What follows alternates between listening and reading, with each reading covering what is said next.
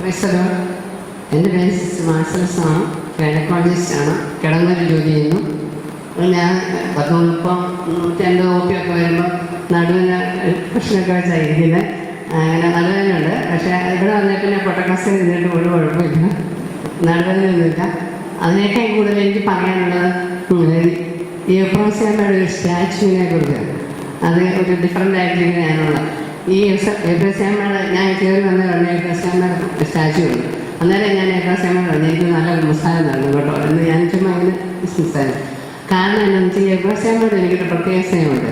കാരണം ഞാൻ ബാംഗ്ലൂർ ചെല്ലുമ്പോൾ ഒരു മഠത്തിൽ താമസിച്ചപ്പോൾ ഒരു സിസ്റ്റർ ഈ എബ്രോസ്യാമ്മയുടെ ഒരു ഹോസ്റ്റലിലെ സ്റ്റുഡൻ്റായിരുന്നു. ആ സിസ്റ്റർ ഇപ്പം വയസ്സാണ്. സിസ്റ്റർ എന്നെ മുകളിലോട്ട് വിളിച്ചുകൊണ്ട് പോയി പറഞ്ഞു, സിസ്റ്ററിന് അറിയാം എബ്രോസ്യാമ്മയുടെ കാര്യമൊക്കെ അറിയാമെന്ന് ചോദിച്ചു. ഇല്ല സിസ്റ്റർ, എനിക്കൊന്നും അറിയത്തില്ല, ഇവിടെ തൃശ്ശൂരുണ്ടായി എന്നാൽ ഞാൻ പറയാമെന്നൊക്കെ പറഞ്ഞു. ഈ പുള്ളിക്കാരത്തി കേടിയായിരുന്നു. പുള്ളിക്കാരത്തി പറഞ്ഞ ഭാഷയാണ് ഈ സിസ്റ്റർ. ഇപ്പം എന്നോട് പറയുന്ന സിസ്റ്റർ വളരെ ഉഴപ്പിയായിരുന്നു, ബോഡിയിൽ ഉഴപ്പിക്കൊച്ചായിരുന്നു. അപ്പോൾ ഈ എബ്രോസ്യാമ്മയെ വലിയ ഇഷ്ടമാണ് ഈ കൊച്ചിന്. അതായത് എബ്രോസ്യാമ്മയ്ക്ക് ഇവിടെ ഇഷ്ടമാണ്. അപ്പോൾ ഒന്നും പഠിക്കത്തില്ല. അവസാനം പരീക്ഷ വരുമ്പോഴത്തേക്ക് ഇവിടെ എബ്രോസ്യാമ്മയെ ഒന്ന് പ്രാർത്ഥിക്കണമെന്ന് പറയും. അപ്പോൾ അവൾ ജയിക്കും, എപ്പോഴും അവൾ ജയിക്കും. അപ്പോൾ അതാണ് എനിക്ക് വിശ്വാസം. അപ്പോൾ ഈ എബ്രോസ്യാമ്മ എല്ലാ ദിവസവും ചെയ്യുന്ന പിന്നെ എല്ലാ ദിവസവും 2-3 പ്രാവശ്യം കുമ്പസാരിക്കും ഒരു ദിവസം. അതെനിക്ക് ഷോക്കായിപ്പോയി കേട്ടപ്പോൾ. അത്രയ്ക്ക് വിശുദ്ധിയായിരുന്നു. 3 പ്രാവശ്യം കുമ്പസാരിച്ച ദിവസങ്ങളുണ്ടെന്ന് ഈ കുറിച്ച് പറഞ്ഞു, ഈ സിസ്റ്റർ പറഞ്ഞു. അപ്പോൾ ഞാൻ ചോദിച്ചാൽ അതെങ്ങനെയാണ് പറ്റുന്നത്? അപ്പോൾ രാവിലെ കുർബാനയ്ക്ക് മുമ്പ് കുമ്പസാരിക്കും, പിന്നെ ഉച്ചയ്ക്ക് എല്ലാവരും കിടന്നുറങ്ങുമ്പോഴത്തേക്ക് ഈ കൊച്ചുകൂടെ എന്ന് പറയും, ഇനി ആ കപ്ലോനസിന് അവിടെ എല്ലാം ഉണ്ടോയെന്ന് നോക്കാമോ എന്ന് പറഞ്ഞ് ഈ കൊച്ചെങ്ങനെയും നിങ്ങൾ വീഴ്ത്തത്തിയാണ് എങ്ങനെയും തപ്പി എടുത്തുകൊണ്ട് കപ്ലോനസിനെ കൊണ്ടുവരുന്നത്. പിന്നെ ചിലപ്പം വൈകിട്ടും ചിലപ്പം കുമ്പസാരിക്കും. അപ്പോൾ ഇവിടെ തന്നെ എന്നോട് ഇങ്ങോട്ട് പറയുക. അപ്പം അത്രയ്ക്ക് കുമ്പസാരത്തിന് വലിയ പ്രാധാന്യം കൊടുത്തിരുന്ന ഒരമ്മയാണ് അന്ന് എൻ്റെ തലയിൽ കയറുന്നത് ഈ ബാംഗ്ലൂരിൽ ചെന്നപ്പോൾ. അപ്പം അതുപോലെ പാപം ഒന്നും കാണരുതെന്നൊക്കെ ഈ കൊച്ചിനോടൊക്കെ പറയും. പിന്നെ അമ്മ എപ്പോഴും നടക്കുമ്പോൾ ഇങ്ങനെ കൊന്തയും ചെല്ലിച്ച് ഒരു കുഞ്ഞി അമ്മയെ കൊന്തയും ചെല്ലിയാണ് നടക്കുന്നതെന്ന്. ഈ ബോഡിങ്ങുകാർക്കൊക്കെ പരീക്ഷ വരുമ്പോൾ ഈ അമ്മയോട് പറഞ്ഞാൽ മതി, അവർ രക്ഷപ്പെട്ടു. അതുപോലെ ഭയങ്കര പ്രാർത്ഥന ചൈതന്യമുള്ള ഒരു കുഞ്ഞമ്മ കുഞ്ഞി നടക്കുന്ന അമ്മയാണ്. അപ്പോൾ ഈ സ്റ്റാച്ചു കണ്ടു പറഞ്ഞ് ഞാൻ എബ്രോസ്യാമ്മയോട് പറഞ്ഞു, എനിക്ക് നല്ലൊരു കുമ്പസാരം കണ്ടു കേട്ടോ, എനിക്ക് രോഗസൗഖ്യമൊക്കെ തരട്ടെ എന്നൊക്കെ പറഞ്ഞ് ഞാൻ ഈ കണ്ടില്ല.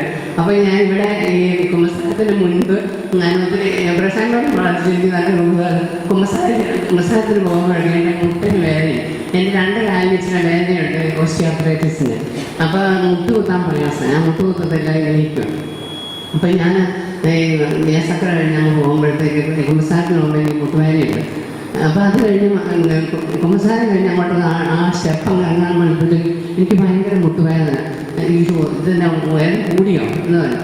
അത് തിരിച്ച് ഞാൻ കാപ്പ് പിടിച്ച് കയറി വന്നപ്പോൾ എബ്രോസ്യാമ്മേ നന്ദി കേട്ടോ, എനിക്കൊരു നല്ല കുമ്പസാരം തന്നതിന് നന്ദി കേട്ടോ, നല്ല മുട്ടുവേദന കേട്ടപ്പോൾ പറയാൻ കേട്ടാണ്.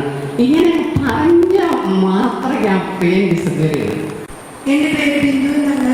ഞാൻ ആന്ധ്രാപ്രദേശിൽ നിന്ന് വരുന്നത്. കഴിഞ്ഞ മാസം ഇവിടെ 10 തൊട്ട് 22 വരെ ഞാൻ വീട്ടിൽ തന്നെ ഉണ്ടായിരുന്നു.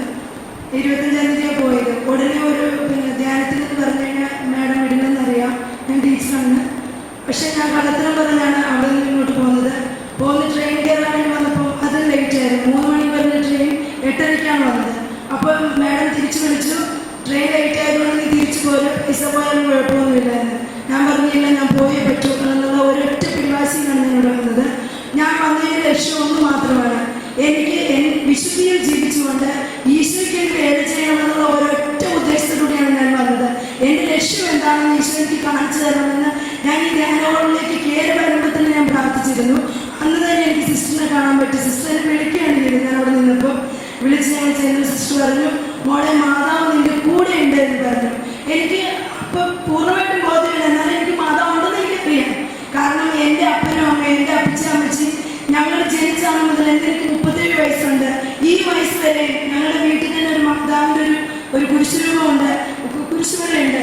അവിടെ എന്ത് മാതാവിൻ്റെ വണക്കമാസം നടത്തി കഴിഞ്ഞാൽ മാതാവിൻ്റെ ഒത്തിരി എല്ലാ കാര്യങ്ങളും നടക്കുന്നുണ്ട്. മാതാവിൻ്റെ വണക്കമാസം വളരെ ഭംഗിയായിട്ട് 37 വയസ്സ്, എൻ്റെ ഈ 37 വയസ്സ് വരെ ഞാൻ കാണുന്നതാണ്.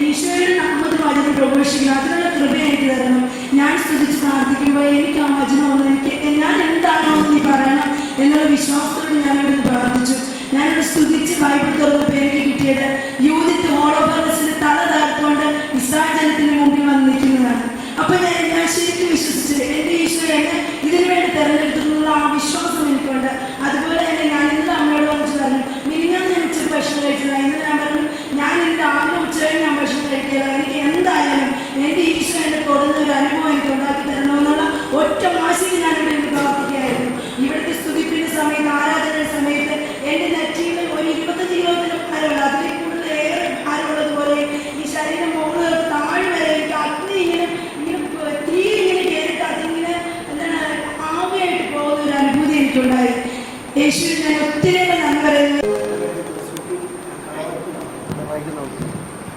എൻ്റെ പേര് ജോസു, റേഡിയച്ചൻ്റെ ആണ്, കാർവട്ടയുടെ ആണ്.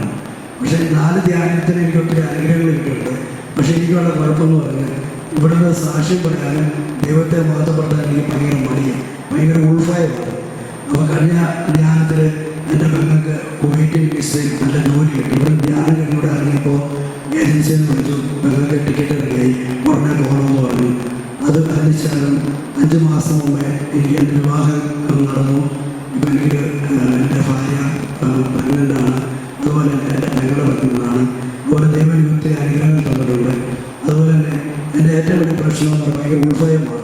ഉൾഭയമായിട്ട് ദൈവത്തെ മാതൃപ്പെടാനും സാക്ഷ്യം പറയാനും എനിക്ക് ഭയങ്കര പേടിയായിരുന്നു. ഇപ്പോൾ ആ പേടി ദൈവം മാറ്റി തന്നു.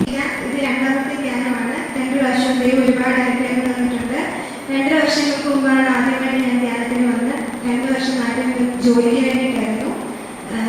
എനിക്കത് കഴിഞ്ഞിട്ട് സൗദി യൂണിവേഴ്സിറ്റിയിൽ ജോലി കിട്ടി.